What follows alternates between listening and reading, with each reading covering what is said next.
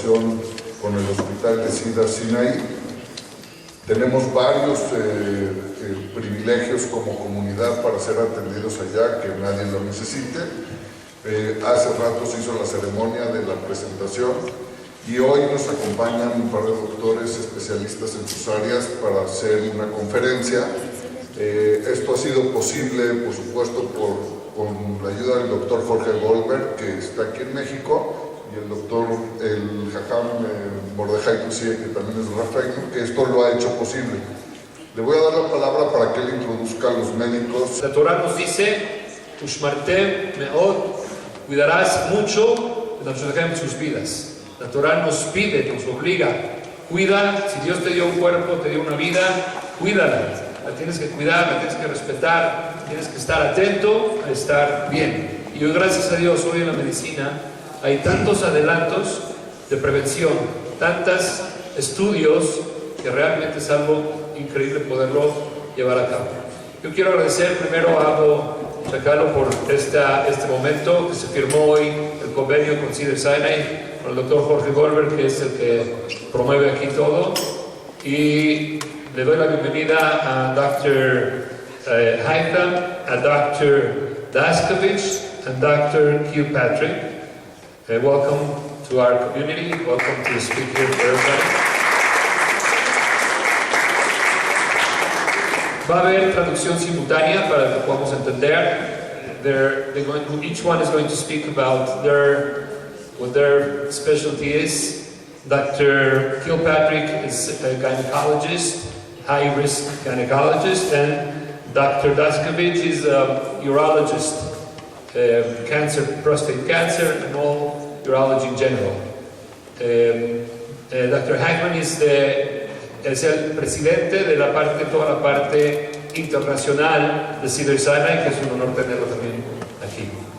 Le doy la palabra al doctor Goldberg, Jorge Goldberg, que él es el representante de Cedars-Sinai en México. Lo que han hecho Cedars-Sinai en México es algo increíble. Para mí ha sido una ayuda, como ustedes saben, me habla la gente para cosas médicas, el poder conectar rápidamente con los mejores doctores, y poder en un momento tener ya la cita, en un momento tener ya los mejores doctores a la mano, ha sido una bendición.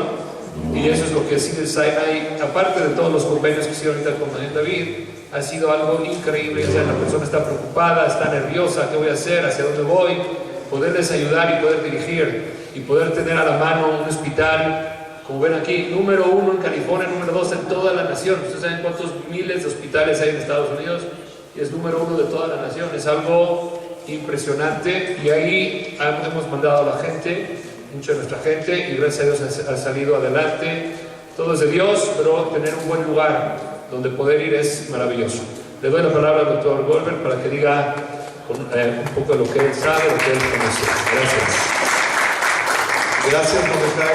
Siempre agradecidos con el Jajam Mordejai Tusie, que ha sido un apoyo enorme, tanto para los pacientes como para el hospital. Obviamente agradecer a Abdo, a Isidoro, por el apoyo que han dado, y quiero comentarles hoy que se acaba de firmar un convenio que va a ser de mucha ayuda, en especial para la comunidad Maguén David, pero lo vamos a extender con Comité Central a todas las comunidades judías de México, con ciertos privilegios especiales que nos da el Cedars-Sinai, lo cual nos hará la vida mucho más fácil.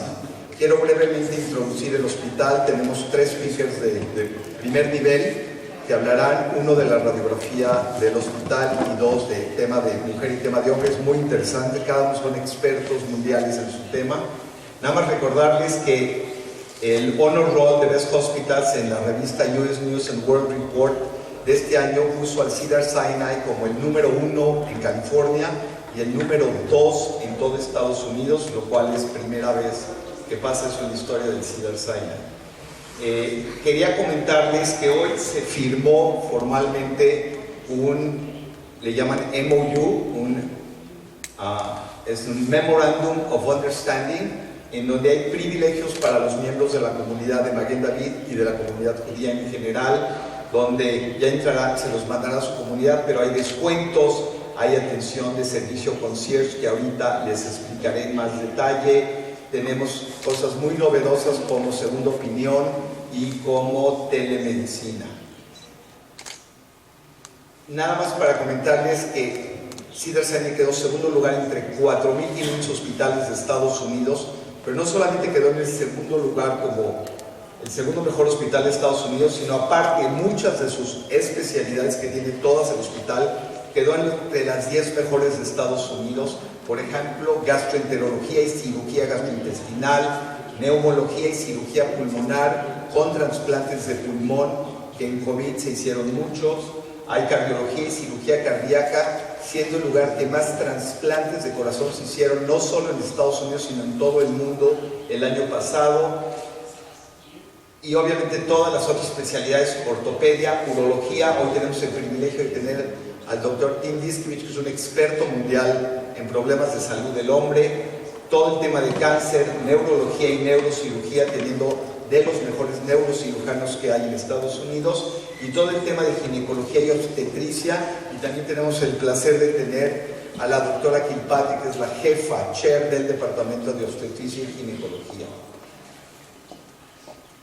Rápidamente les comento, y ahora el doctor Haitab, que es el director del Departamento de Universidad, va a platicar, pero es un hospital enorme, muy bonito, como ven, muy moderno, más de 1,000 camas, más de 2,000 médicos, más de 3,000 enfermeras, más de 15,000 empleados, vio más de 1.3 millones de consultas el año pasado y hubo más de 260,000 pacientes admitidos. Les quiero comentar que tenemos una oficina en México, y la oficina en México por más de 18 años hemos atendido a pacientes, seguramente algunos conocidos suyos y familiares, que han tenido la necesidad de recibir atención médica en Estados Unidos. Esto lo hemos hecho por muchos años y ha funcionado muy bien, y ahora les explicaré todos los beneficios de la oficina que tenemos en México. Pero desde la pandemia empezamos con algo nuevo, que es segunda opinión. Y no solo segunda opinión, sino le ofrecemos a la comunidad información en temas de salud, como el día de hoy. Tenemos mucha información, por ejemplo, en Enlace Judío, en las revistas de la comunidad, y hacemos pláticas con frecuencia para diferentes grupos de diferentes temas para ayudarles. Lo que les quiero decir es que desde la pandemia empezamos con la telemedicina, con videoconsultas. Esto es, a veces evita la necesidad de ir a Estados Unidos. Nosotros en la Oficina de México apoyamos a los pacientes y a sus familiares durante todo el proceso. Desde que les dan un diagnóstico y hay la decisión de ir a Estados Unidos, les ayudamos a agendar la cita con el especialista correspondiente, les ayudamos con la autorización del seguro que tengan con cobertura internacional para que no se tengan que preocupar de nada. Pero lo que hemos hecho con la comunidad es ofrecer un paquete de descuento que lo manejaron muy bien aquí en Maguén David, hasta el 50% para pacientes que no tienen seguro con cobertura internacional. También, ya que están en Estados Unidos, tenemos traducción de documentos, mandamos toda la información a través de tecnología muy moderna de sus radiografías o de las notas de sus médicos, para que cuando se haga la consulta, ya sea por video, consulta o telemedicina o en Los Ángeles, sea mucho más fácil. Y para los que no hablan inglés, tenemos enfermera que habla español. Obviamente nada de esto tiene costos adicional. Hay cuartos privados, hay comida kosher y hay un servicio concierge que les puede ayudar, desde ayudarles con el hotel o dónde dormir. De hecho, le comentaba recientemente a Jajá Mordejai, hay grupos de la comunidad judía en Los Ángeles que si va un paciente que no tiene posibilidades de pagar el hotel y la comida, lo apoyan. Son grupos locales que apoyan. Entonces hay un apoyo enorme a la comunidad, y por eso Cedars-Sinai International y la Oficina de México nos acercamos a las comunidades judías. En la Oficina de México estoy yo, Jorge Goldberg, está Cecilia Quijano, que ella es la que ayuda con las citas y con todo lo que se requiere de mandar información, y Bronia Nosnik. Tenemos una oficina que pronto abrirá en Lomas Altas, que vamos a tener toda la capacidad para recibir a los pacientes. Vamos a tener una pantalla enorme para videoconsultas, para segundas opiniones, y ese va a ser nuestro centro para ayudarles a los pacientes que requieran de ir a Los Ángeles para entrar más fácil al sistema. Hoy tenemos el orgullo de tener al director del Departamento Internacional. El doctor Haita es un líder mundial en atención médica, tiene una enorme experiencia en servicios para pacientes internacionales y está muy involucrado en colaboraciones globales y desarrollo de sistemas de salud en todo el mundo. El crecimiento de Cedars-Sinai en el mundo es impresionante en los últimos años. Su objetivo es ampliar lo que le llama él la huella global de Cedars-Sinai, que ya es un centro médico académico líder en Estados Unidos, y tener esa huella en todo el mundo. Tenemos también al doctor Timothy Diskovich, él es profesor de cirugía del Centro Médico Cedars-Sinai, es un oncólogo-urólogo en el programa académico de urología de Cedars-Sinai y es el director de investigación de servicios de salud para el departamento de cirugía. Su investigación principal está en alargar la esperanza de vida de los pacientes y les ayuda a los pacientes en la toma de decisiones para el tratamiento, por ejemplo, de cáncer de próstata, con cosas que nos platicaré que son muy interesantes cuando se detecta tempranamente. Él le gusta mucho la idea de prevención, como decía el jajá, en enfermedades de hombre, y él está muy involucrado en la salud y el futuro de hombres jóvenes y nuevos tratamientos, ya sea médicos o quirúrgicos. Y por último, les presento a la doctora Sarah Kilpatrick. Ella es profesora y directora de la cátedra de Helping Hand de Los Ángeles, es la directora del Departamento de Obstetricia y Ginecología, aparte es decana de Desarrollo Académico y Diversidad del Centro Cedars-Sinai. Obviamente está certificada en obstetricia, ginecología y en medicina materno-fetal, muy interesada en la investigación de hipertensión durante el embarazo y la morbilidad y mortalidad de las pacientes de embarazo. Ella también es una experta en enfermedad cardiovascular en mujeres y en mujeres embarazadas para prevenir problemas posteriores. Aparte, es experta en menopausia, cáncer de mama, osteoporosis y toda una gama de tratamientos nuevos de mujeres jóvenes en prevención y atención de la mujer. Es mundialmente reconocida y agradezco la presencia de todos ustedes. Estoy seguro que será una noche que aprenderemos todos mucho. I have a passion about communities and cultures and healthcare, and somehow, some way, doors open for me in my career to be able to spend it enhancing sort of healthcare around the world through hospitals like Cedars-Sinai, which is an amazing one. And let me just tell you, I think some of you may know our hospital very well, and others may know it not as much. We are, in fact, if you look at these, and you're hearing a lot about rankings and honor rolls and things like this, but if you look at the top academic hospitals in the U.S., we're actually the only one, when I say top honor roll, I mean like maybe 15 to 20 hospitals, that is not a university. We are a community hospital originally, and still today are a community hospital, but we are certainly an academic powerhouse medical center with, and it started as you can see here, a house in West Los Angeles, which was really a haven for those who were suffering from TB. So it wasn't designed or developed to think of research and education or having the most number of heart transplants performed in the world, but really to serve the local community. And over the years, it has been anchored in the Jewish community in West Los Angeles, very proudly so. And in fact, there was 2 community hospitals called Mount Sinai, not in New York, but in Los Angeles, and Cedars of Lebanon, that had developed not only to serve the patients, but also the doctors who couldn't find anywhere to practice in Los Angeles, or found it difficult, let's say, coming together and creating this haven, again, for the Jewish community, but also for those who lived in the area. And of course, today we are in Los Angeles, a major global city. Cedars-Sinai, our footprint is now across all of the Southern California and actually becoming global, and I'll show you some some pictures and some data to support that, but really we're still anchored by this idea of this closeness to our local community, to the Jewish community, and to our population. I will save the children's for Sarah, because she'll talk a little bit about that, our new children's center. And again, I won't get into the rankings, but today we are a $5 billion integrated health system. We have 4 other community hospitals that we either own in different parts of Los Angeles area, and 250 clinics and locations for diagnostics and treatment across the region. It's a very big enterprise.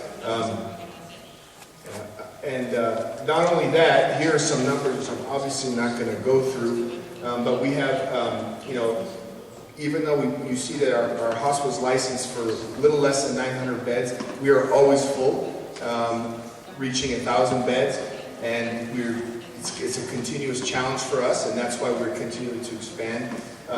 We have tremendous residency and fellowship programs, as well as research. We develop new technologies. Our Cedars-Sinai Accelerator is very well known and highly regarded for bringing startup companies and using our faculty and researchers' knowledge to develop new products to benefit humanity everywhere. I want to mention something. You should not dive into this slide, it's complicated, but it sends a very powerful message, and what I believe is a very important aspect of why we are ranked so highly, because some of the measurements now are really getting more and more into the outcome measures, and what more important outcome is it than is if you're sick and you enter the hospital with a serious disease that you will survive. And if you look at this data, which is actually over 2,500 academic hospitals in the United States, and we look at pneumonia, heart surgery, COPD, heart failure, heart attack, or stroke, we call these index cases that the government looks at, and hospitals even sometimes get paid based on your outcomes for these types of diseases. Cedars-Sinai is by far has the best survival if you enter this hospital with a pneumonia, stroke, heart attack, or heart failure. And for all these conditions, we are better than the national average. Actually, one of 3 hospitals like that. So this is very powerful. It's a tribute to not only our doctors and our nurses and our providers, but the way we deliver care, and it's quite impressive. I'm going to switch gears and just for a few moments talk about our international program and what our vision is. And I think it's anchored in what we do at home in Cedars-Sinai. We don't have a separate vision or mission. We're a reflection of everything at Cedars-Sinai. We do have 2 sort of business units, the patient care, patient services, which I know you're mostly interested in and is what we're here talking to you about today. But we also have what we call global service, which is how do we share our knowledge in a structured way with partners around the world. And I'll show you a little information about that, because I think ultimately to have the impact, we must improve healthcare in your own backyard, wherever that is, whether it's in Mexico City, in Shanghai, in Dubai, wherever it is around the world. And we're very committed to this concept. Dr. Goldberg spoke a little bit about the types of things we do, either through the Mexico City office and team here, and as an extension into our LA-based team of coordinators and patient liaisons.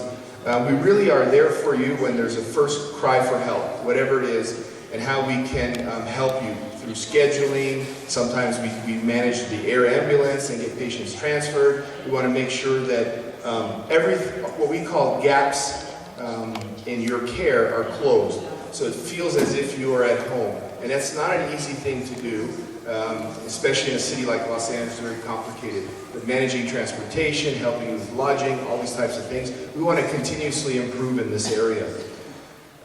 If you look at patients that come to Cedars-Sinai in this past year, there were over 2,500 from, believe it or not, 105 countries around the world. And that's because of our city, which is a very global city. But even that being the case, the darker color shows more patients.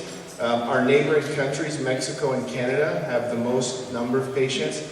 Also the resource and oil-rich Gulf countries who send patients overseas when they outstrip their abilities to be cared in their own country. Places like, used to be China, but now really Indonesia has taken over from the Asia side. But it's really from all over the world. And yes, Mexico is number 1, It's not unusual for a lot of the top hospitals, whether you're on the East Coast or Texas or the West Coast. But I think we're very proud of this, and I think the team here in Mexico has done a great job to you know, put the Cedars-Sinai flag, so to speak, here in Mexico City, and we want to continue to develop that across the Latin America. If you look at what are the types of activities we're doing around the world, here you see that we have different colored flags. Our headquarters, obviously in Los Angeles, we have what we consider offices here in Mexico and Shanghai. We're looking to do offices similar to this in other parts of the world. We engage in affiliations where hospitals would have use of our name, which comes with a lot of quality oversight and support clinically. We also have strategic collaborations in consulting and academic collaborations. For example, in Sheba Medical Center in Israel, we have surgical trainees coming, and we also go there and learn from them. We share in research protocols. So this is when you have peer institutions that are really top in class working together to come up with solutions for patients around and providers around the world. And our affiliations today are in Shanghai, 1,100-bed hospital designed by one of the world's top architects in Shenzhen. This is a public-private partnership. We're very proud to partner with them.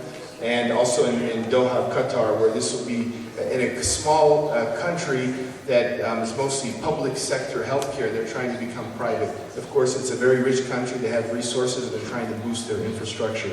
But we will not stop there. Where we have like-minded partners, we want to continue to grow and develop. I'll skip this slide, but it just again shows the pyramid of how we engage from short-term consulting all the way up to shared ownership and joint ventures. I think with that I'll stop. Wanted to give you a little flavor of Cedars-Sinai, and then we can maybe go on to some topics on women's and men's health. Well, I'm a maternal fetal medicine specialist, which means I take care of high-risk OB patients, and I'm also the chair of the OBGYN department, so I pretty much know everything that's going on in the department and have some influence on all those areas. The first few slides are just I'm going to skip through when we get them up there because they're more descriptors in general of Cedars-Sinai, and then we will delve more into specific topics around women's health that I hope will be helpful and interesting to everybody. Okay, let's see. Okay, we saw this. Oops, we saw that. So here's the OBGYN department at Cedars-Sinai, the academic department, which means those of us who do a combination of teaching, clinical care, and research, is about 25, but we are all subspecialists. So I have 5 different divisions: maternal fetal medicine, which is what I do, I just described; minimally invasive gynecologic surgery, which is surgery with largely laparoscopic and robotic means for women who have gynecologic reasons for surgery. I'll show you a little bit more about that in a minute.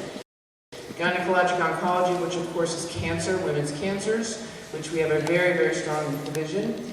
Reproductive, endocrine, and infertility are our fertility doctors, and we have oncofertility, for example, in addition to regular fertility care, which we do very well. Family planning, we have a family planning division, which is the division that is studies and takes care of women with respect to contraception and abortion care, and in this day in the United States, that's an important division to have. We have a large number of private faculty and faculty who are not academic who participate at Cedars as well, who work very closely with, who are all OBGYNs as well. 4 fellowship programs and of course residency programs. We do a lot of high-level training of our young people. Backwards, sorry. We have one of the highest delivery volumes of any hospital in California. Some years were the highest, 6,500 to 7,000 deliveries a year. Each year is slightly different, so we're a very busy OB unit. And we have the highest number of GYN cancer surgeries in the US, except for male. So very, very busy and very expertise in that area as well. And the minimally invasive surgery, as I said, I'm going to show you more about that. Okay, someday I'm going to figure out the right direction. So I already did this morning. I think I'd be able to figure it out by now. But So we have a number of multidisciplinary, innovative programs because I think medicine today is really about working together across specialties. We have a number of these examples in the department. I won't go through each one of these. I do want to mention the reproductive psychology program. Women's mental health is largely ignored in general, and is particularly ignored and poo-pooed during pregnancy, where everybody is worried about the woman taking a medication, not so much worried about her depression getting worse. So we have a program where I have a PhD psychologist in my department who runs this program, specifically focused on women's reproductive mental health. So it's focused on women who are pre-pregnant or pregnant or postpartum or who had pregnancy losses, who have anxiety and depression, and how can we help them both with therapy and with medical therapy as well as with conversation therapy. And it's really well needed. And so we are really leading the pack in that area. We also have a program called Child-Free Gynecology. There are women in the country who know they don't want to have children. They are sure they don't want to have children. And I know that's uncommon in the Jewish faith, but we see many other women. And they have a very hard time finding a physician who is willing to do a tubal ligation, because the physician says, well, you're going to regret this in 10 years. And in fact, there's data that they don't regret it. So we actually have a program that if someone wishes that, and she gets counseled, of course, by the physician, and they know she really wants that, we will provide that. It's a very simple surgery. And for some women, that might be the best decision for them. And that's what we care about, is giving personalized care for each patient. I'm going to talk about the high-risk perinatal program because it's pertinent to a discussion I had earlier tonight with one of you. Okay, this direction. No, it's not. There we go. Okay, so I'm going to start with pregnancy and then end up with adult women-related diseases. So pregnancy, it turns out, is a cardiovascular stress test for women.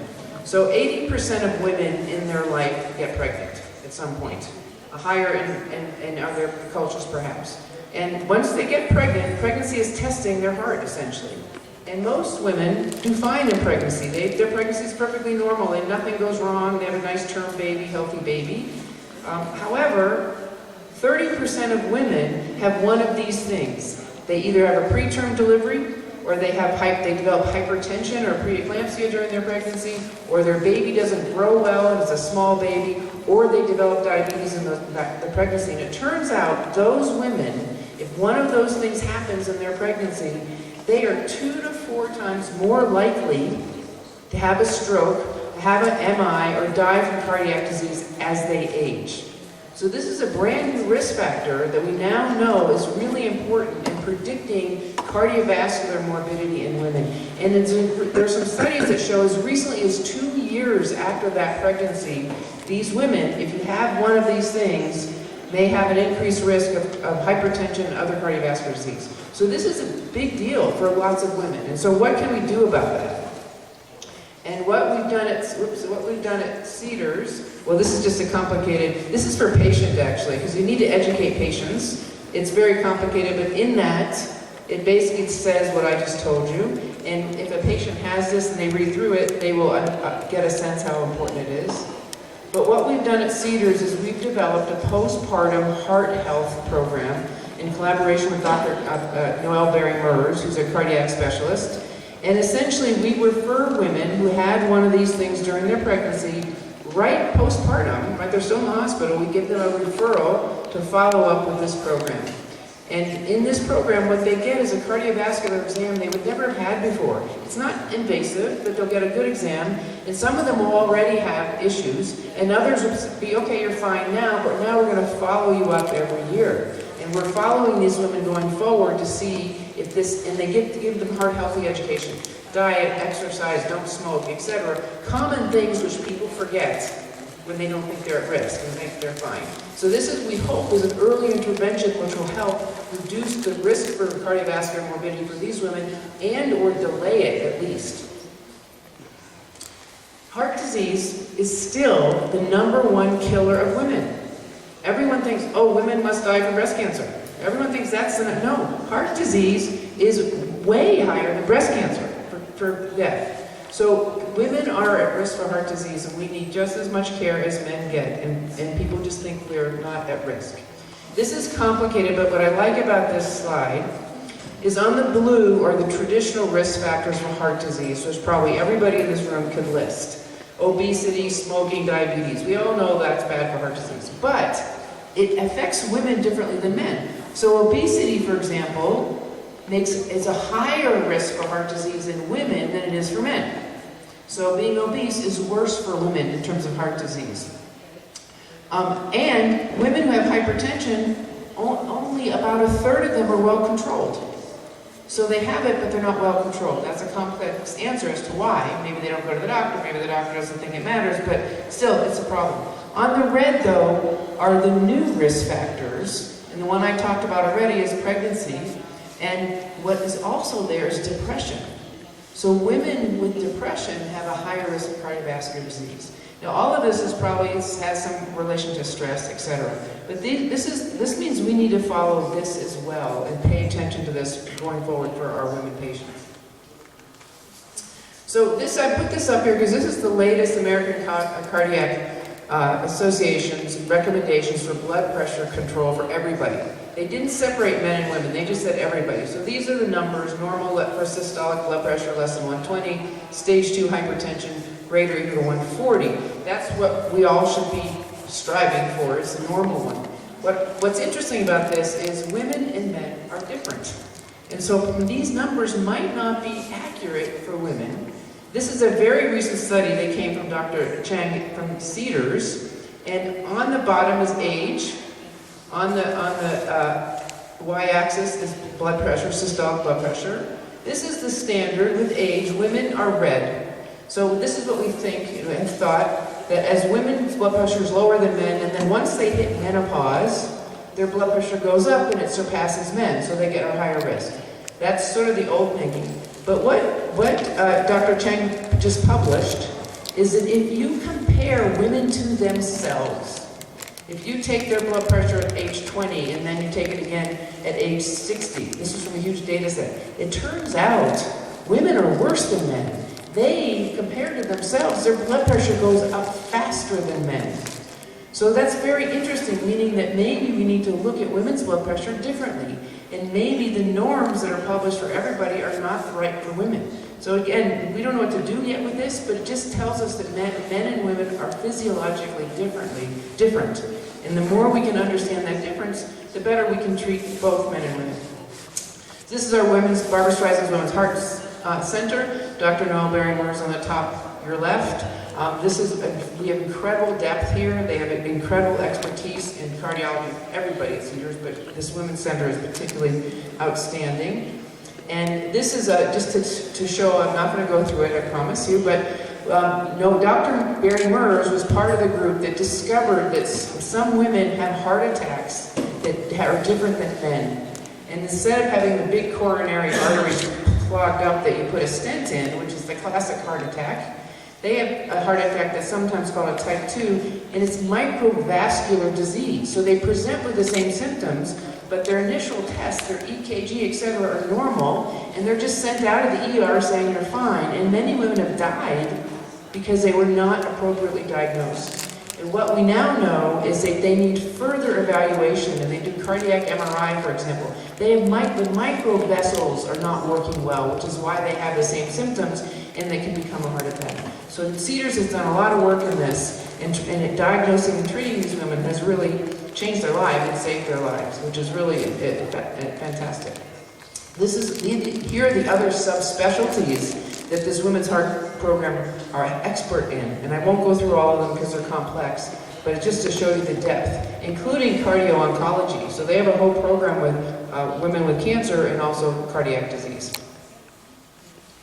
So now to the baby, we also have a Cedars congenital heart program, and that program we go from the fetus, diagnosing cardiac disease in the fetus, to taking care of that in the newborn, maybe with cardiac surgery, to following that baby to adulthood, and to having that woman who was born with congenital heart disease get pregnant, and then we follow her when she's pregnant with her own heart disease with our team members. So it's really a wonderful program, and we've seen many, many women with significant heart disease that used to be told you can't have a baby, and now we can manage them and they can have a baby. It's complex, but we work together.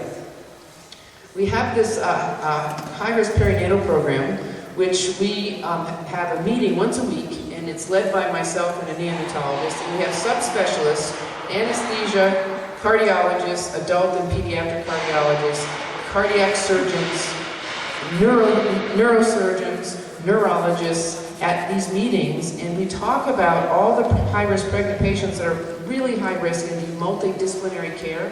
They can't be cared by just one person. And those women have a fetus with a cardiac anomaly, for example, or a fetus with a neurologic anomaly, and we make a plan as a group. What's the best time to deliver them? Where should they be delivered? Should they deliver at Cedars? Can they deliver at their own hospital and transfer the baby in? Can we just consult? So this is a really powerful team, and we facilitate all of the multidisciplinary meetings that the patient needs to provide the best possible care for her and her baby. These are other, transplant was mentioned already. We have incredible transplant, and we have a lung transplant program I mentioned this morning. During COVID, we had a number of pregnant patients transferred to Cedars because they were sick with COVID and they were ventilated. Many of them came to us postpartum, so they got delivered at their own hospital, really sick, came to Cedars to be put on ECMO, which is to rest their lungs. And we had one patient who ended up with a bilateral lung transplant. She lived and met her baby for the first time at 6 months old. She was in the hospital with us for 6 months. And the incredible piece of that is that she was cared for, she lived, and her baby also did okay, which is amazing. So that's the depth of what we can do.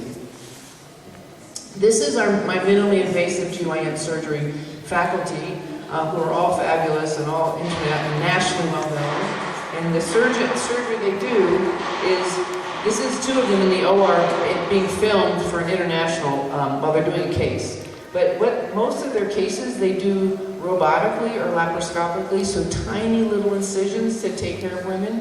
Very rarely do they do a big incision.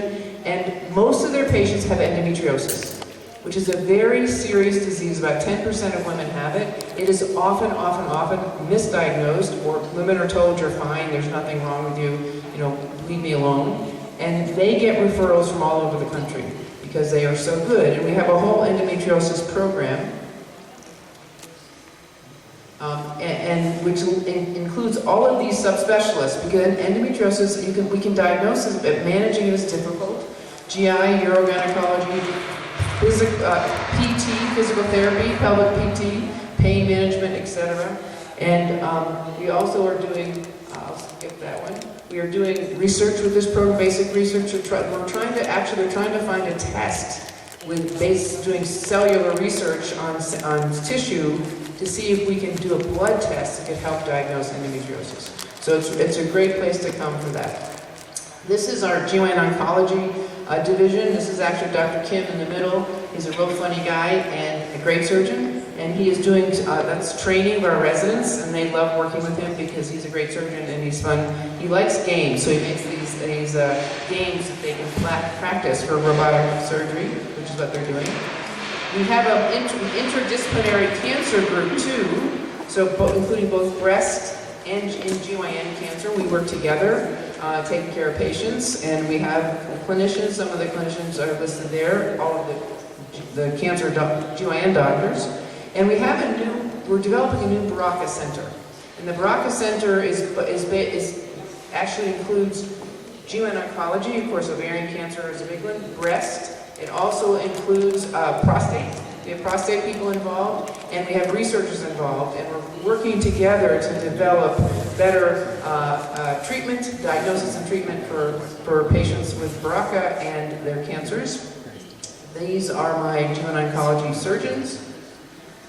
We are very, very busy. We're the busiest in the region, in Los Angeles. We are also next to Mayo, the busiest in the country, so we do more cases than everybody else in the country except for Mayo Clinic. They mostly do robotic and laparoscopic surgery too, so even the cancer surgeons now are not very often doing big abdominal incisions, which is really much better for patient well-being and getting better quicker and getting out of the hospital sooner. This is our newest thing with Baraka. So we're calling this a Previvor ovarian clinic. This is for women who are BRCA carriers but have not yet developed cancer. Hopefully they never will, but we all know that they have a higher risk for cancer, both breast and ovarian. And so this model is that they can come in, we know they're carriers, they can meet GYN oncologists, genetics, REI in case they want to have their ovaries stimulated and save their eggs as they're younger, and before maybe they plan ovarectomy, ultrasound, and CA-125, all in one visit at the same clinic. So they don't have to run around to different places at Cedars. It can all be done in the same place, and they can be counseled and make decisions about what they want to do based on their results. So I'm going to skip this. I mentioned this already. So this is Dr. Acord, who is our clinical research psychologist who directs our program, reproductive psychology program, and she's really fantastic, and that's the number that we can have anyone call to reach her program. I also have run a IBD, inflammatory bowel disease, which is Crohn's and ulcerative colitis, with a GI doctor, and I'm the OB doctor, and we see these women either pre-pregnant or during pregnancy. All of them are on medication to manage their disease, which is really important. Many doctors who don't know what they're doing in the United States tell these women to stop their medication. Well, to stop this medication for someone who has Crohn's and have her have a flare during pregnancy is really bad. So the patients get very anxious about it. So we spend time talking to them and making sure they're on medications that are not dangerous in pregnancy, of which there are plenty in this category, so that she can have a safe pregnancy. If she doesn't manage her disease well, or if her doctor doesn't manage it well, she is at risk for bad outcomes with her pregnancy, preterm delivery, small babies. And so we want to help her have a healthy pregnancy. And so working together, and we see her, but now virtual visits, but on the same day. So she sees me, and then she sees Dr. Monthal, the GI doctor, and they really like the fact that we talk to both of us. So, and we're saying the same thing. So they feel very comfortable. That's Dr. Monthal. So another disease that is actually more common in women is multiple sclerosis. It often occurs in reproductive age women. We have an incredible depth in this area as well. This is Dr. Nancy Sykott, who's the chair of neurology, and she's an MS specialist, along with her, 3 other physicians who are also MS specialists. So we have a lot of depth there. And this is another example of a disease. There are lots of different aspects of multiple sclerosis, and I can't tell you how to treat all of those, so I'm not going to try. But we do take care of these patients together with pregnant patients, and we can do that these days. But this is a disease like endometriosis that is often misdiagnosed or not diagnosed for years and years. And again, women and men too suffer from this, and it's a miserable disease to have until it gets appropriately diagnosed. In this study by this attending, 80% misdiagnosed by neurologists, and they should be able to diagnose this, but it's just difficult. So she later went on to publish a paper at Cedars and had found an MRI central vein sign that they figured out that actually helped to diagnose these women, and men. This is not gender specific. So one more thing though that is more common in. Now this is our new gear in children's. Cedars has never been known for being an expert in children's care, but in the last 1.5 to 2 years this has been planned. We have a generous donation from a donor, and we now have a children's hospital within the big hospital. And this is a picture of the entrance. It's at the bottom of our critical care tower. And this is the picture as you walk in. So very fun. So it's supposed to make kids feel, obviously a kid doesn't want to be in the hospital, but we want them to be in an environment where they can be engaged and at least feels like it's fun. This is our high-risk, I just went through this high-risk pregnancy program, so I'll skip that. These are the pediatric subspecialists that we now have at Cedars. So essentially every specialty you can think of now, we have a pediatric subspecialist. All the way, you can read the list yourself, but these are all, most of them, or many of them are have newly joined us. Some of them have been there for a long time, but we're coalesced now into this Guerin's Children's. And from the pregnancy side, at CHLA, which is our big children's hospital in Los Angeles, you can't deliver a baby there because it's just a children's hospital, which is the problem with freestanding children's hospitals. So you have to transfer the baby from another hospital to there, leaving the mother potentially at another hospital with their sick kid at the children's hospital. So at Cedars, what we can do, it's all in one place, which is really fabulous. So I heard there was some question about this, so I just threw in a couple more slides about this is preconception genetic testing. Many women today want to get genetic testing before they get pregnant. They don't have to. That's probably, most people wait till they're pregnant, but many women want to get it before. And this is totally fine, and it's based on, the risk there is based on couples' ethnicity and how close related they are, for example. And whether the family has a history of genetic disease that we can pick up on testing. We can't pick up everything, but we can pick up some things. And many patients who want this come because they have a history of a genetic disease in their family, and they want to find out if the mother first is a carrier or if the father is a carrier. Usually if the mother's not a carrier, we stop testing because then you don't really need to know about the father, although some patients want to know both. However, many are unrecognized carriers of deleterious genes. We all probably have some at some capacity, and have had an affected offspring. Sometimes that's the first time you learn that you have something and get tested for, and they want carriers testing. So these are the common things that people might have or worry that they have that we can test in the blood of the mother and or the father. And you can read all of them there. Some of them are definitely more common in Jewish ancestry. And so these are things that are offered routinely if patients want them. We don't mandate it by any means. Once patients are pregnant, that was prenatal, before they get pregnant. Once they are pregnant, then there's a pretty standard, this is how we do this in the United States. So basically everybody is offered testing, genetic testing, once they're pregnant. They don't have to have it. They can say, no, I don't want it. I'm happy with whatever baby we get, and that's perfectly fine. And if you didn't want information, then they wouldn't do it. We always get we do recommend an ultrasound at 18-20 weeks to look at the fetus. If someone wants to know everything and wants a real answer, then she needs to have an invasive test, which is a chorionic villus sampling or amniocentesis. Because all the other tests, which are blood tests on the mother or ultrasound tests on the fetus, are just risks. They're not absolute. You can have a blood test that says you are low risk for everything, you can still have a baby with trisomy 21. So people often misunderstand that. So our general thing, though, is if they want testing and it's low risk, we don't recommend additional invasive testing. If they really want to know the answer, they should just go right to invasive testing in the beginning. If their blood test is high risk, then we say, yes, now we would recommend the more invasive testing so we know for sure. Because it could be high risk and the baby's fine. And people don't want to terminate for a baby who's fine, and if they, at least most don't. This is an example of a nuchal translucent screening. It's just an ultrasound. You can see the fetus, and at the back of the neck, the fetus is in the amniotic sac, but at the back of the neck you see a little poof, and that's the nuchal neck translucency, and that's a normal. And if that is big, if it's too big, and you can see it down here in the ultrasound, that's it here, and what they're looking at is that little piece right there.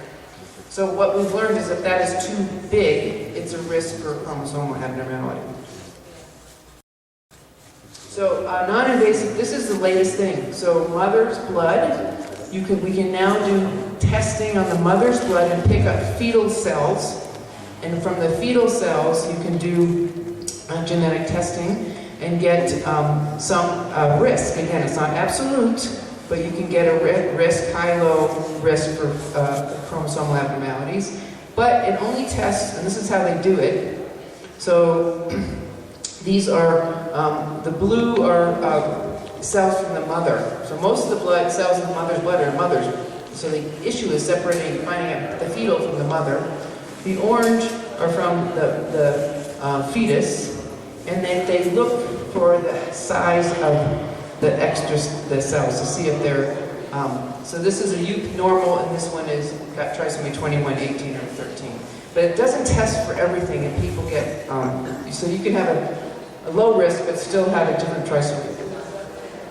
And this is the most recent thing that you can do, chromosomal microarray, which is more detailed, not just the chromosomes, but actually looking at the genetic material and looking for abnormalities that can pick up significant abnormalities. This is offered with amnio and CDS. It's not always done.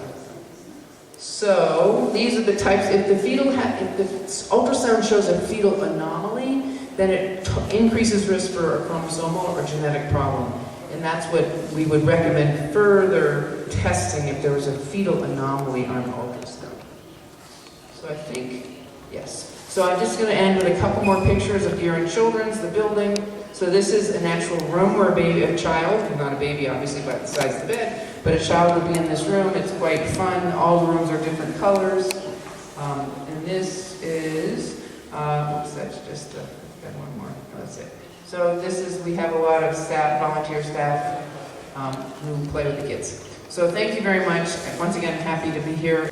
So my name is Tim Daskovich, and I'm a urologist, and I'm going to talk about general men's health and topics that are of interest to men, typically older men, but these topics, even if you're a younger man, someday you're going to deal with these things. So I am an assistant professor. I joined Cedars-Sinai 7 years ago, and I'm a urologic oncologist, and my focus clinically is on prostate cancer. Bringing this up, I'll just start talking. So I did all my training on the East Coast of the United States. So I was at Harvard College and Harvard Med School for 9 years. Took an extra year to do research. They didn't hold me back. And then I went from there to UCLA, where I did 10 years of training. I did after my urology residency, I did a oncology fellowship, and I also did a health services research fellowship that focuses on methods to address quality, efficiency, and cost of care. And right now, I'm an assistant professor. I spend half of my time doing robotic surgery, minimally invasive procedures for prostate cancer, diagnostic workup for prostate cancer, and a little bit of general urology. And I spend the other half of my time doing research. And my research focus is on, okay, let me scroll down here. My research focus is on actually decision making.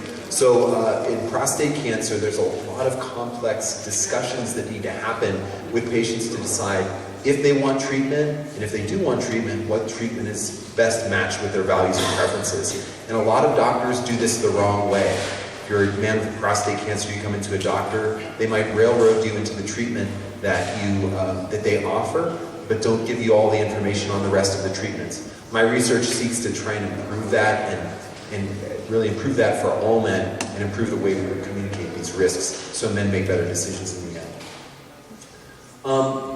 This has been touched on before. Of course, we like to brag about this. I just want to touch on the fact that Cedars Urology is now ranked number 3 in the country, and we're really proud of that. We're particularly proud of that because our academic program in urology has only been around for about 12 years. So we've made up a lot of ground and are now 3rd in the country, and I think that speaks to the quality of our program and providers. We have subspecialties represented across all the gamut of urologic conditions, including cancer, female pelvic medicine and reconstructive surgery, which is surgeries to correct incontinence, male reproductive medicine and microsurgery, pediatric urology, endourology, which deals with kidney stones, and then transgender medicine and surgery is our newest subspecialty.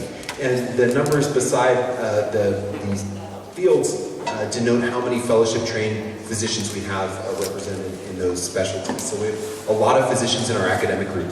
I should also note that in addition to these physicians, we have another 35 physicians at Cedars who are private doctors who also practice out of Cedars-Sinai. So we have 50 urologists, which is a crazy number for any center to have.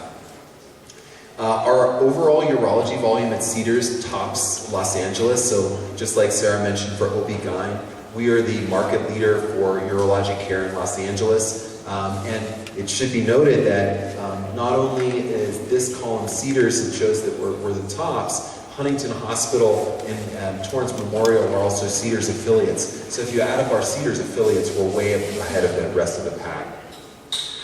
In addition, even though our academic department is only 12 years old, we are actually the number 2 program in the country for NIH and federal funding. So this is a remarkable achievement for our group too. Not only do we provide clinical care, but we also lead the way in terms of research to find new cures for cancer and other conditions.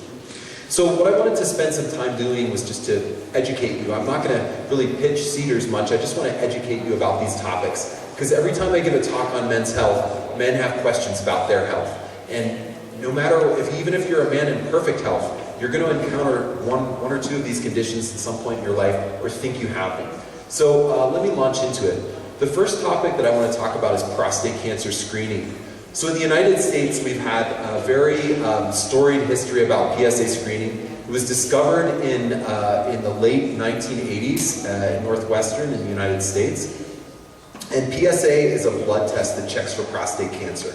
And it's minimally invasive. Prostate cancer is a very, very common disease in the United States. It affects 1 in 6 men, although it only kills 1 in 30 men.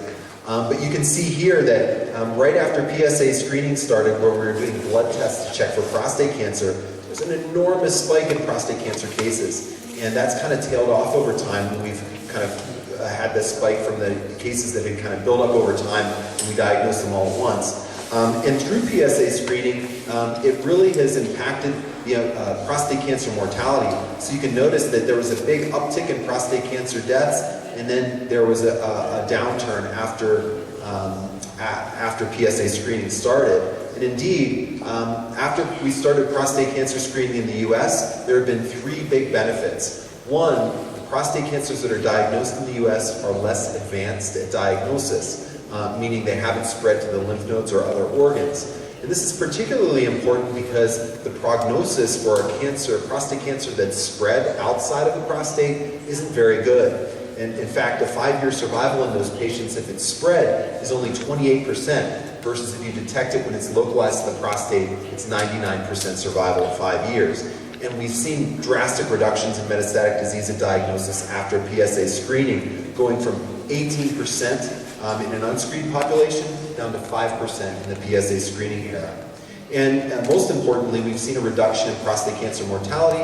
In the pre-PSA era, 40 per 100,000 men died of prostate cancer, and in the PSA era now, only 23 in 100,000 died of disease. So the one study, I'll show you a little bit of data just because I'm a scientist. The one study that really provides pivotal evidence that PSA screening is worth doing came out of Europe. There were 2 trials that were done, one in Europe and one in the United States. And the one in Europe is actually the better study. Kind of loath to admit that. I'd love to say the US study was the best, but the European study had least contamination and was conducted the most thoroughly. And what they found was in 162,000 men, they randomized to either screening every 4 years versus no screening at all. After a median follow-up of 9 years, in the screening group there were 214 deaths, and in the control group there were 326 deaths, which favors a reduction in cancer mortality of about 20% with PSA screening. And this occurred at 9 years, which is a pretty early time point for prostate cancer mortality. Usually the deaths from prostate cancer happen in the 10 to 20 year range. So we would expect that these results would continue to improve over time, and this is sort of the tip of the iceberg for the benefit of screening.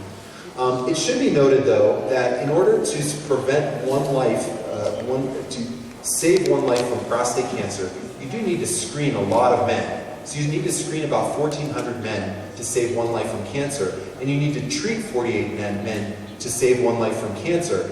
And the reason I show this slide is that as a prostate cancer provider, it tells me that I need to be judicious about who I treat to minimize the number of harm by treatment and maximize the number of men benefited from treatment and their lives saved. So what are my recommendations for PSA screening? In the United States, these are the recommendations that the American Urologic Association prefers. For men who are younger than 55, they say don't screen at all because the incidence of disease in these men is extremely low. Between ages of 55 and 69, we recommend that men get screened every other year with the PSA blood test, and also with a digital rectal exam. And in men over 70, men at average risk for prostate cancer, we don't recommend screening routinely. Now, why is that? Well, it's because prostate cancer, the natural history of it lasts about 20 years. And when you're 70, you're unlikely to live long enough to really incur damage from the disease. So it turns out in these men, treatment is actually more harmful than the disease itself. So it's better just to not know about it if you're older than 70. There are some caveats that you should understand. Men at high risk for prostate cancer due to a family history, or in the US, African American men, we recommend starting screening earlier because these groups have about a 2 to 3-fold higher risk of prostate cancer than average, and we recommend annual screening starting at age 40. And potentially germane to this group, patients with a BRCA mutation or a family history of breast, ovarian, pancreatic, or prostate cancer, we recommend starting screening 5 years before the first diagnosis of prostate cancer in the family. So if your father was diagnosed at age 53, we recommend starting screening at age 48 for you or your children. So I also want to talk about prostate cancer treatment, because if you're screened for prostate cancer, you find prostate cancer, it's critical to know what are the treatments out there. And I want to show you what we're doing that's new at Cedars-Sinai that you may not have heard about. So this is something that's kind of the new old standard. About 10 years, 15 years ago, we converted from doing mostly open surgeries to doing almost exclusively robotic surgeries. And I do robotic radical prostatectomy as the main surgery that I do. I really enjoy the surgery. It's technically challenging. Patients do well after the surgery. But there are risks that come along with that surgery, as well as with radiation, which is the other flagship treatment. And we published this in JAMA Oncology a couple of years ago to summarize those risks. When you take out the prostate, when you remove the whole gland, when you're old, the prostate doesn't really do much for you. It helps with reproduction, but once you've had your kids, the only thing it does for you is cause cancer, and it obstructs your urinary tract. So it doesn't really matter to get rid of your prostate. The problem is it's embedded within a lot of important organs, like the nerves that supply erection function of your penis, and also the continence mechanism of your body that holds urine back when you cough or sneeze. So when you remove it, there's risk of damage to those functions. Now, urinary continence after robotic surgery in my hands generally resolves over a period of 3 to 6 months, so it's a temporary convenience. 95% of people will not have a permanent problem with incontinence. But erectile function in men who are 70 is already kind of on the downhill anyway, and doing this surgery puts those men at high risk for losing erections. And in younger men, they have a better response, but in older men, it's a high risk. So in order to address that, we're now not treating the whole gland, putting those nerves that kind of drape the bottom part of the prostate at risk.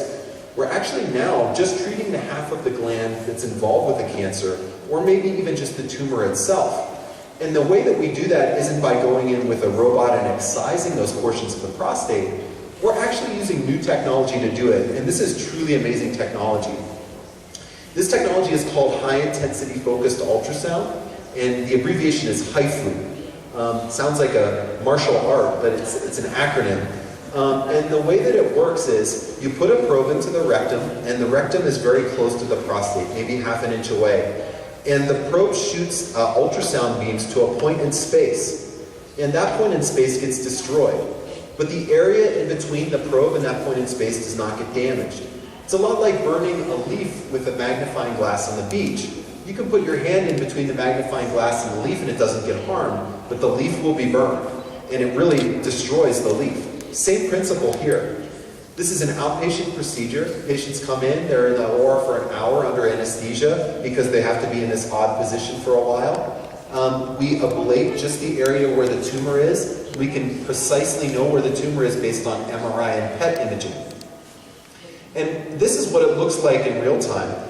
We outline the area that's affected by the cancer, and we know where it's affected because of the MRI and biopsy results. And then the computer actually ablates the cancer in these zones. You see these little tick marks, that's where the cancer is being ablated. And we watch it in real time, it gets destroyed. And when you look at patients who have had this treatment, they really do well. I wrote 2 clinical trials to convince myself that this actually worked because I didn't believe it at first. These are our first 13 patients that we treated, and you can see that their PSA blood test values, which are very high at the beginning, related to their cancer, all have uniformly gone down less than about a quarter of their original values. And we've only had one patient who had a biopsy that showed recurrence of disease, and that was in our first 13 patients. So, and I should also note that all of these patients had their baseline potency incontinence. So this, to me, is a game changer for prostate cancer. And in my practice, I don't have the slide here.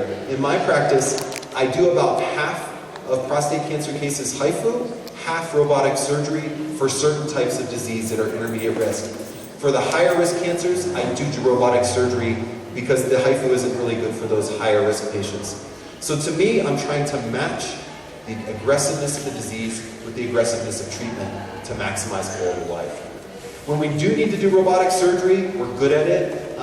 Here at Cedars, we actually are moving from doing multi-port, where you put in multiple ports where the robotic instruments go in, and now we're doing single-port surgery, where all the instruments kind of go in this one larger port and they fan out. It makes it a little bit more technically difficult to do, but it's cosmetically better and less pain for the patient after the surgery. So we're leaders in robotics as well as minimally invasive approaches. The other conditions that I want to touch on other than cancer are probably more common and affect almost all older men. And the first one is benign prostatic hyperplasia. So the prostate sits right in front of your bladder, and this is a normal prostate that's the size of a walnut. But in many men, the prostate will grow because of benign reasons, not cancer. And the problem is that the urinary tract goes right through the prostate. And when the prostate grows this large, it gets blocked and the urine has trouble traveling out. And this manifests in a lot of bothersome symptoms for older men. Weak stream, intermittent urinary stream, feeling like you're not being able to empty your bladder. And sometimes it can manifest in irritative symptoms like frequently needing to urinate, waking up at night to urinate, feeling a strong urge to urinate. And most men who are older than 60 have some degree of these symptoms to talk about. Now, we use validated questionnaires to really assess how bad these symptoms are, but just to give you kind of a litmus test, if you're thinking, am I normal or not? Most men who are older than 50 wake up 1 or 2 times a night to urinate. That's okay. But when it gets to maybe 3 or 4 times a night waking up, that ends up being a problem. And that's a good way to kind of screen yourself to know if you have any urinary problems. If you're waking up more than 3 times a night to urinate, that's the time to go into the doctor. And again, we use validated questionnaires to kind of gauge these symptoms and follow these symptoms and determine who needs treatment. Now, once you have a diagnosis of BPH or problem urinating, the vast majority of these patients can be managed with the least invasive treatment, which is just taking pills for it. And we have pretty effective therapies that can manage about 60% of men with these issues. But if the disease progresses despite the pills, there are a variety of treatment options, and I just list all of them here for you, ranging from using kind of a staple device that we endoscopically staple the prostate lobes apart, called a urolift. We can inject steam into the prostate. It's called resume therapy. We can use high intensity water ablation. It's almost like using like a pressure washer to wash your wall. It's like that for the prostate, but it's highly controlled. It's called aquablation. You can also use a laser to vaporize prostate tissue. And probably the most traditional method is to use a hot cautery loop to cut away the prostate tissue, and that's called a TURP. All of these treatment options are available for this issue. And which one you choose is based on how big the prostate is and really what your choice is. So again, this is another situation in urology where there's a lot of decision making that goes into kind of matching what you want with what's out there in terms of treatment. Two more things I'll touch on. I know you've been here a while. Another thing that many men have questions about is testosterone replacement therapy. A lot of men these days in the United States who are older want to do testosterone replacement because as you get older, your sexual function goes down in terms of having erectile issues, libido issues. Oftentimes you gain weight in your stomach, you lose muscle mass, and all of these things can potentially be improved by testosterone replacement. The big question in the medical field about testosterone replacement is, what harm does this cause? I'll tell you that all of my patients who are on testosterone replacement, they do feel better. They have more energy, they've got more muscle mass, but there are potential risks that are involved that aren't entirely clearly defined yet by the data. These are all the potential benefits that I kind of touched on. Potential risks certainly it increases the red blood cell count in your body. That's something that we follow routinely. But it might also cause these other things that were not super well defined yet, including risk of cardiovascular disease. And I'm not going to talk about all the data here, but there have been many studies looking at these potential risks and benefits. And the two things that is definitely shown with testosterone replacement, definitely improves energy, definitely improves erectile function and libido. And the costs are, it increases your blood cell count, and the question is, does it increase cardiovascular risk, like risk of dying of a heart attack or stroke? And the guidelines of the American Urologic Association say that the jury's still out on that. We don't know. So in men that we counsel about testosterone replacement, I tell them they'll likely feel better and have better sexual function, but it may be at the cost of some cardiovascular issues. The totality of the evidence would suggest that there's actually not a big cardiovascular risk for men taking testosterone replacement, but there is a potential risk there. So I think that the bottom line is we don't know enough yet. Last thing I want to talk about is something that I do research in and I think is of interest to most people. It's not necessarily urologic related. I don't know how many of you have a Fitbit or an Apple Watch now that you're monitoring your steps and you're trying to reach your step count goal. I got interested in trying to apply Fitbits and Apple Watches and activity monitors in the clinical setting, because one thing that we measure after surgery is how many steps that patients take. It's one of the clear things that we go in every single morning after surgery and ask patients, did you get up and out of bed? Did you walk around the unit? And it's something that we assess on that level, and they give us a yes or no answer. But now we have this technology that can tell us the number of steps that they're actually taking. And the question that I wanted to ask was, how many steps are patients taking after surgery? Because I don't know, because all they tell me is yes or no, and I'm taking steps in the morning. So we actually conducted a study looking at 100 patients after major surgery. And all I did was put Fitbits on them and monitor the number of steps that they took after the surgery. And what you can see here, we did this across 8 major procedures at Cedars. And what you can see here on the right here is that after surgery, regardless of the surgery you're looking at, the number of steps that they take increases over time. And that's not surprising. As your pain decreases and you feel better, you're going to walk more. But what was also interesting about this study is we asked physicians to predict how many steps that the patients were taking, and they were way off. When a physician thought the patient had not gotten out of bed at all, the range of steps the patient took ranged from 0 to about 2,000 steps, which is almost close to a mile. So physicians actually don't know how many steps patients are taking. We also recognized in this study that step count is important, and that the number of steps you take in the first and second postoperative day towards a step count of 1,000 decreases your risk of being in the hospital for a prolonged length of stay. And this was true across all 8 surgeries that we looked at. And we published this, and it's got a lot of national press in the US, that every step that you took towards 1,000 steps in the first 2 postoperative days decreases your risk. And it works out that every 100 steps towards 1,000 decreases your risk of a prolonged length of stay by about 4%. And if you get to the 1,000 steps, it decreases your risk of a prolonged length of stay by about 40%. And what was really exciting for me is we then created a monitor in the room where patients then could flick on their TV screen in their room and track their step count toward a step count goal of 1,000 steps and see how they were doing compared to a patient who had their same surgery on average. And we conducted a clinical trial of this with 92 patients in the hospital. And this is one of my patients after a partial nephrectomy, and he told me I could use this picture for talks. I went and saw him the morning after surgery, and this readout said that he had taken no steps whatsoever. And I was concerned that maybe it was the Fitbit was broken or he wasn't wearing it. I said, "Have you gotten out of bed?" He's like, "Oh no, I didn't." I'm like, "Well, you gotta reach your goal." And I came back 2 hours later after I finished rounds, and he had reached over 1,000 steps and reached his goal. And he was really proud of it. But you can use this information to really motivate patients. And we're now conducting 2 clinical trials with bone marrow transplant, and believe it or not, the cardiac ICU, to see if we can motivate patients to take steps after those procedures. So, hope that gives you a flair for men's health and some novel things we're doing at Cedars. Thanks so much.